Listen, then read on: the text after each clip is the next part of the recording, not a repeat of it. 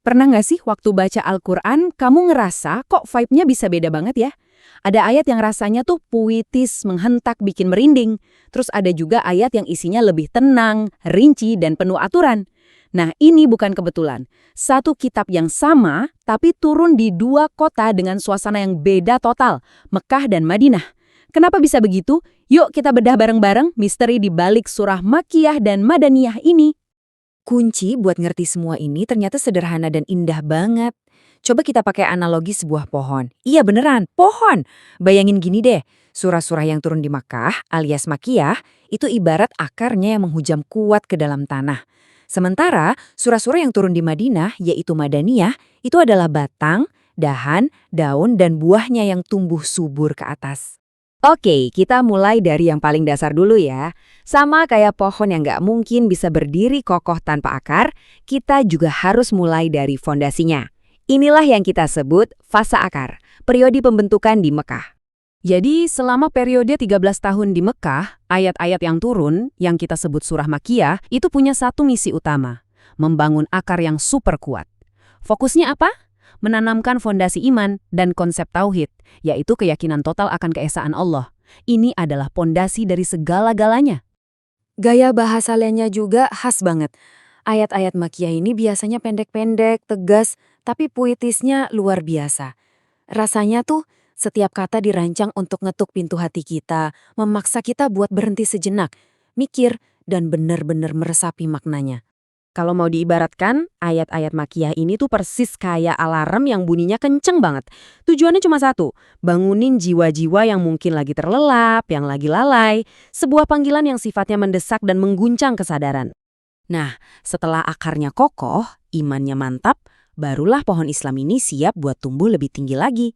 Sekarang kita masuk ke fase berikutnya, fase aksi, di mana sebuah peradaban mulai dibangun di kota Madinah. Setelah peristiwa hijrah, wahyu yang turun selama 10 tahun di Madinah atau surah Madaniyah punya fokus yang sama sekali berbeda. Kalau di Mekah tujuannya membangun individu, di Madinah tujuannya membangun masyarakat, membangun peradaban. Jadi, fokusnya geser ke hukum, aturan sosial, dan gimana caranya membentuk sebuah komunitas yang solid. Perbedaan gaya bahasanya juga kerasa banget loh. Ayat-ayat Madaniyah ini seringnya lebih panjang dan detailnya itu wah luar biasa.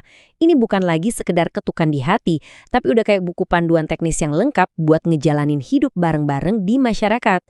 Jadi kalau di Mekah kita seolah-olah dengar alarm yang keras, nah di Madinah kita kayak lagi duduk di depan guru yang super sabar. Ayat-ayatnya dengan tenang dan runut ngejelasin setiap detail kehidupan, dari urusan keluarga, warisan, sampai hubungan antar negara. Jadi kita punya dua vibe nih, si alarm yang keras dan si guru yang sabar. Mungkin kedengarannya beda banget kan? Tapi justru disitulah letak sempurnanya. Keduanya adalah kepingan puzzle yang saling melengkapi. Coba deh lihat perbandingan jumlahnya. Ada 86 surah Makkiyah yang turun selama 13 tahun masa perjuangan awal buat nguatin fondasi. Terus, cuma 28 surah Madaniyah yang turun selama 10 tahun saat komunitas udah berdiri. Kelihatan banget kan prioritasnya adalah membangun akar dulu. Ini semua adalah bagian dari sebuah rancangan yang sempurna. Salah satu bukti paling keren itu bisa kita lihat dari panggilannya. Di Mekah seruannya seringkali, Ya Ayuhan Nas, atau Wahai seluruh manusia, karena panggilannya universal, buat siapa aja. Begitu di Madinah, panggilannya berubah jadi, Ya Ayyuhalladzina amanu, wahai orang-orang yang beriman.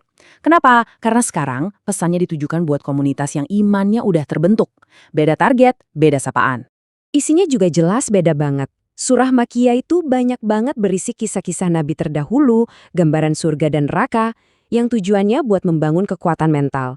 Sementara itu, surah Madaniyah langsung to the point ke hal-hal praktis. Hukum waris, aturan nikah, hukum pidana, bahkan sampai hubungan internasional. Benar-benar aplikatif.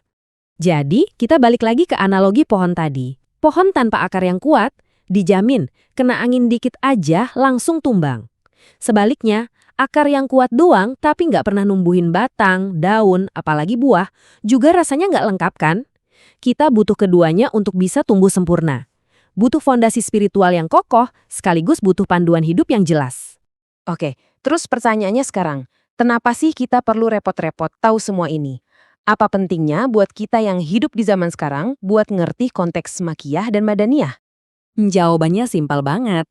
Biar kita paham bahwa Al-Quran itu bukan cuma sekumpulan perintah dan larangan yang turun seketika. Ia adalah sebuah manual kehidupan utuh yang diturunkan secara bertahap dengan strategi dan kebijaksanaan yang luar biasa, pas banget sama kebutuhan umat di setiap fasenya. Timeless dan selalu relevan.